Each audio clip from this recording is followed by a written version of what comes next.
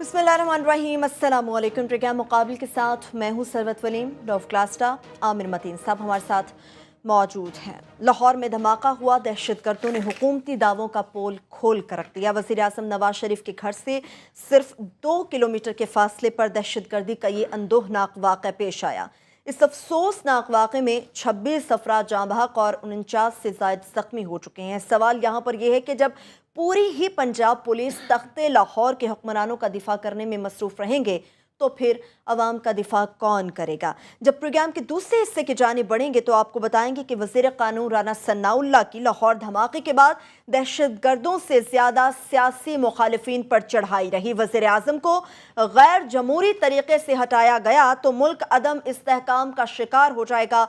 राना सनाउल्लाह ने इंदिया दे दिया। Supreme court से भी सख्त सवालात किए गए। नवाज शरीफ के एहतसाब को अदालती 58(2)B से तशबीह दे डाली। राना सनाउल्लाह ने वज़ीर आज़म से इस्तीफा मांगने पर इमरान खान को सियासी दहशतगर्द भी करार दे दिया। प्रोग्राम के जब तीसरे हिस्से के जाने बढ़ेंगे तो पनामा केस के फैसले के बाद जिस चीज़ का सबसे ज़्यादा इंतजार था वो नाराज़ वज़ीर दाखिला चौधरी निसार साहब की प्रेस कॉन्फ्रेंस का था, लेकिन लाहौर धमाके ने चौधरी निसार को सियासी धमाका करने से रोक दिया। पनामा का फैसला महफूज होने के बाद वज़ीर आज़म के वकील ख्वाजा हारिस ने वज़ीर आज़म का एक नया जवाब सुप्रीम कोर्ट में जमा करा दिया है, जिसने बहुत सारे सवालात को जन्म दिया कि कल तक जो अकामा इलेक्शन कमीशन के रिकॉर्ड में नहीं था, अचानक वो कहां से आ गया है। वज़ीर आज़म अब बतौर वज़ीर आज़म इस अकामा की मौजूदगी का क्या जवाब पेश कर सकते हैं? क्या नई दस्तावेजात में सुप्रीम कोर्ट से एक बार फिर झूठ बोलने की कोशिश तो नहीं की जा रही? प्रोग्राम के जब हम आखिरी हिस्से की जानिब बढ़ेंगे तो आपको बताएंगे कि चेयरमैन नैब हुकूमत के साथ मिलकर खुद लगाया, मगर पीपल्स पार्टी को यह नैब फिर भी पसंद नहीं आया। सिंध हुकूमत सूबे से नैब के खात्मे पर तुल चुकी है। दूसरी जानिब governor state bank Tariq Bajwa को ओहदे से हटाने के लिए ऑपोजिशन के सेनेटर्स तो मुत्तहिद हो गए, मगर अहम सवाल यह है कि तारिक बाजवा के खिलाफ करारदाद लाने वाले चेयरमैन नैब कमर जमान चौधरी के खिलाफ आखिर करारदाद क्यों नहीं लाते, इसकी भी डिटेल्स जानने की कोशिश करेंगे। लेकिन क्लासेस साहब, शुरू हम बड़े अफसोसनाक वाक़े से शुरू करेंगे। लाहौर में आज बड़ा अंदोहनाक वाक़या पेश आया। क्या कोताहियाँ मौजूद हैं या जिम्मेदारी एक दूसरे पर डाल देना ही काफ़ी है, मुज़म्मतें काफ़ी हैं? आज ये खुद का शमला जो है सिर्फ लाहौर में नहीं हुआ, आज काबुल में भी हुआ है। वहाँ पे भी मेरा ख्याल है इतने ही लोग खुद का शमले में मारे गए हैं, वो भी सारे मोस्टली सिविलियन थे, इनोसेंट थे, जितने आज लाहौर में मारे गए। इन दोनों में क्या कनेक्शन है, ये बड़े मतलब ये समझना ज़रूरी है। आपने सवाल किया है इस पर।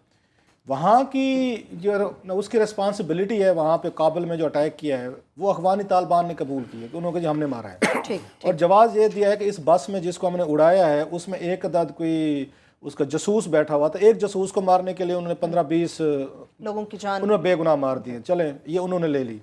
आज जो यहाँ पे वाक़या हुआ है उसकी जिम्मेदारी जो है वो भी तालिबान ने ले ली है, उन्होंने हमने किया है।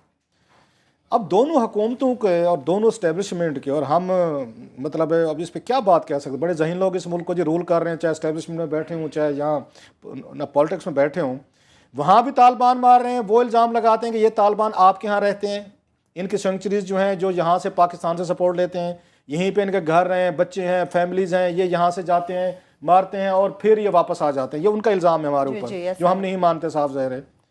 हमारा क्या इल्ज़ाम है कि ये जो टीटीपी है ना, इसको अफगानिस्तान वाले इनको सपोर्ट कर रहे। तो मैं दोनों हुकूमतों से पूछना चाहता हूँ थोड़ा सा, अब कहीं बैठ के कोई दोनों जो हैं मुल्क जो हैं, कोई बैठ के कोई थोड़ी सी भी आप लोगों के साथ इतनी अंडरस्टैंडिंग नहीं हो सकती कि हम एक दूसरे के इस तरह के तालिबान, अगर हमने उनको रखा हुआ है या उन्होंने हमारे को रखा हुआ है, कोई मिडिल ग्राउंड को तलाश नहीं कर सकते? या इस तरह ये गरीबों के बच्चे वहाँ काबुल में भी वो मरते रहेंगे और हमारे यहाँ भी मरते रहेंगे? मिडिल ग्राउंड की क्लास आप बात कर रहे हो, उस पर भी बड़े तहफ़्फ़ुज़ात हैं। ये नहीं मान रहे या वो नहीं मान रहे, हम टेबल टॉक करना चाहते हैं, वो नहीं करना चाहते। नहीं मार रहे या बंदे मार रहे हैं, दोनों साइड्स पे मार रहे हैं। काबुल पे भी मार रहे हैं, हमारे यहाँ भी मार रहे हैं। और हमारी अना है या काबुल वालों की अना है, जिसकी भी है ना, हमारा ख्वाब है कि हमने अफगानिस्तान फतह करके अपना बंदा बिठाना है, या उनका ख्वाब है जी कि हमने यहाँ ड्यूरन लाइन को हम नहीं मानते और पूरा ट्राइबल एरिया या पूरा केपी के हमारा हिस्सा था तो हम ले लें, चलें कर लें जी। इनोसेंट लोग मारे जा रहे हैं यहाँ पे। ये तो आपको इंटरनेशनल एक थोड़ी सी थी कि काबुल में भी आज इतने ही बंदे मारे गए जितने लाहौर में मारे गए, और दोनों साइड से तालिबान ने एक्सेप्ट किया कि हमने मारे हैं। अब आते हैं ज़रा ये लाहौर पे। मुझे याद है जब उस पर कैप्टन मुबीन जो थे, जब वो वहाँ पे उसमें शहीद हुए थे और उनके साथ और भी बहुत सारे लोग हुए थे, तो हमारे एक अच्छे दोस्त हैं तारिक कुरैशी साहब, तो मैंने उनका पढ़ा था फेसबुक पे स्टेटस, उनके बड़े करीबी दोस्त थे। तो सारे पुलिस वाले बड़े वो हर्ट भी थे, गमज़दा भी थे फॉर राइट रीजंस। एक उन्होंने चीज़ बड़ी अच्छी लिखी थी जिससे मुझे हौसला भी हुआ था, मुझे याद है मैंने शो में वो बात भी की थी।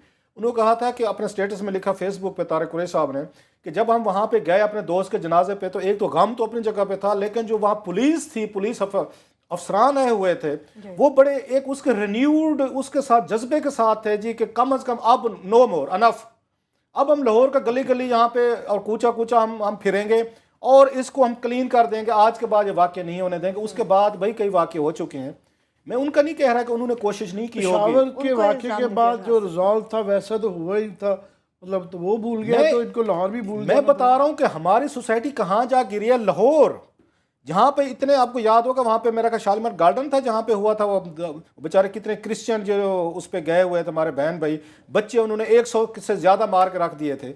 लाहौर जिनसे संभाला नहीं जा रहा, मतलब है अब, और पिछले कितने सालों से हुकूमत कर रहे हैं आमिर साहब, 10 साल होने वाले हैं इनको।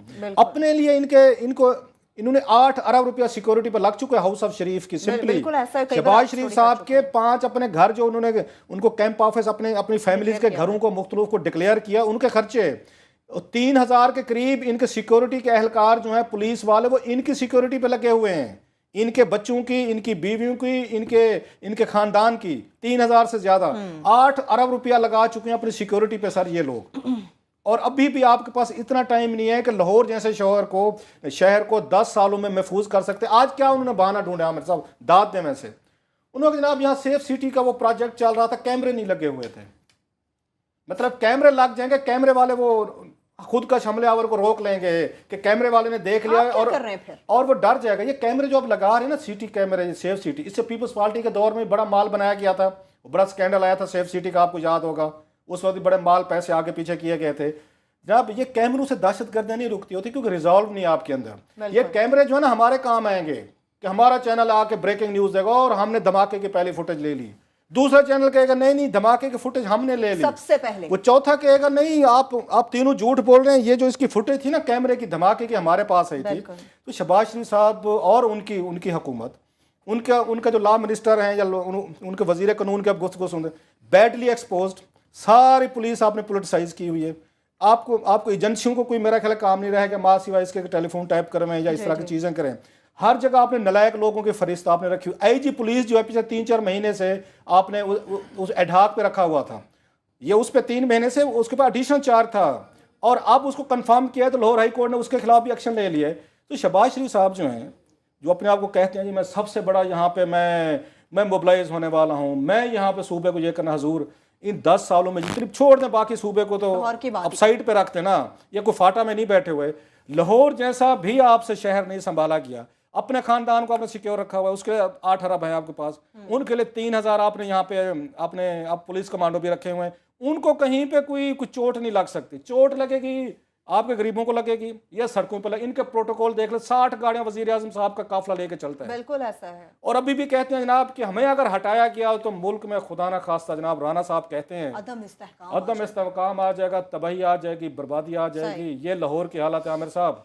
आमिर साहब से पूछें जी। आमिर साहब आप बड़ी नई फोर्सेस की बात करते हैं, आयरो शहबाज शरीफ साहब की तरफ से सुनते हैं नई फोर्स, एक और भी कहा जा रहा है कि शायद कोई नई फोर्स अनाउंस कर दी जाए, जल्दी बन जाएगी। जब 8 अरब से ज्यादा इनकी सिक्योरिटी पर हो, 3000 से ज्यादा एहलकार इनके और इनके खानदान को प्रोटेक्ट कर रहे हो, तो आम आवाम कहाँ जाएगी, लाहौर की आवाम कहाँ जाएगी? वो सख्त लफ्ज़ है, मैं बिल्कुल भी इस्तेमाल नहीं करना पसंद करता, मगर वो जो किसी ने उनके मुतल्लिक थोड़ा सा वो शोबाज शरीफ कर दिया हुआ ना, माफ़ कर दें मुझे, वो शायद मुल्क के प्राइम मिनिस्टर ही बन जाएं, मगर ये शोबाजी है। ये सारी ये जो डॉल्फिन बना देते हैं, कभी फलाना कर देते हैं, वो डॉल्फिन सिंड्रोम में से कहता हूँ कि मसले का हल नहीं करना। बात यह है कि इस वक्त जो अफ़गानिस्तान से लेके शाम, इराक, 4,000 4,000 साल पुराने शहर खंडर बन गए हुए हैं बिल्कुल। और जो तस्वीरें इमेजेस आते हैं, लोगों को गोलियाँ मारी जा रही हैं, बच्चे, औरतें, बूढ़े, कोई नहीं बचा, तबाह हो गई, उनकी सिविलाइजेशन तबाह हो गई है, मुल्क नहीं तबाह हुए। सिविलाइजेशन जो कि 3-3 हज़ार साल की इराक और शाम की थी, जहाँ से क्रेडल ऑफ हिस्ट्री तारीख़ ने जन्म लिया जो है, वहाँ वो शहर तबाह बर्बाद कर दिए। हम फिर भी सबक नहीं सीख रहे कि यार बचा लें, यार कुछ कर लें जो है। और यहाँ पे आप देखें चौधरी निसार साहब अब वो जाने वाले भी हो गए हैं, वो 4-5वें साल में अब हम इंतज़ार कर रहे हैं कि वो अपनी इख्तितामी तकरीर करेंगे और वो पता नहीं सियासी तकरीर करेंगे, उसके अंदर ये ज़ाहिर आप जिक्र तो नहीं करेंगे, इस स्टेज पे शायद ना करें कि बताएं कि जनाब मैं इंटीरियर मिनिस्टर के तौर पे क्यों फेल हुआ गया या मुझे क्यों फेल कराया गया। हम इंतज़ार करेंगे शायद बता दें, मेरे पे बड़ा एहसान करेंगे, अपने पे तो करेंगे अगर ये वो बता दें कि जनाब मुझे ये उनके पास he must have reasons, he should disclose them कि जनाब मुझे पैसे नहीं दिए, मेरे साथ ये हुआ। मगर वो जो नेशनल एक्शन प्लान जो बनाया गया था, घूम फिर के बात तो ये में आती कि हमें ये अभी वो कह रहे हैं फजलुल्लाह ने ओन कर लिया है, कोई वो कह रहे हैं कि जनाब उनको इंडियंस में ला के CPEC के ख़िलाफ़ हैं, वो करवा रहे हैं। बात ये है कि ये सारे रीजंस रहेंगे, ये इंडिया